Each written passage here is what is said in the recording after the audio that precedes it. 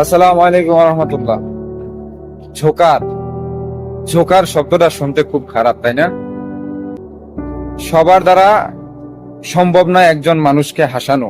আমি চাই যে আমার কথার মাধ্যমে, আমার অভিনয়ের মাধ্যমে, আমি কিন্তু অভিনেতা না, জাস্ট আমার এই কথার মাধ্যমে, আমার আমার এই ভিডিওর মাধ্যমে আমি যেই কথাগুলা বলি, আমি চেষ্টা করি ভালো কিছু বলার জন্য, ভালো কিছু উপস্থাপন করার জন্য। তা আমার এই কথা শুনে যদি কেউ হাসে, তখনই আমার কাছে খুব ভালো লাগবে।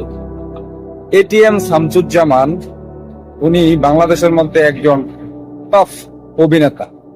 ওনার একটা টক শোতে আমি দেখছিলাম, উপস্থাপক তাকে প্রশ্ন করছিল যে আপনি কখন ভালো ফিল করেন। তখন উনি বলছিল, আমার অভিনয় দেখার পর লোকে যখন আমাকে শালা বইলা গালি দেয়, তখন আমার কাছে খুব ভালো লাগে। জোকারের কথার মাধ্যমে অনেকের হাসি পায়। তার অভিনয় দেখার পর তার অশান্তির মন মানসিকতা, সে যখন খারাপ অনুভব করে বা তার যখন মন ভালো থাকে না, তখন কিন্তু একজন জোকারের প্রয়োজন হয়।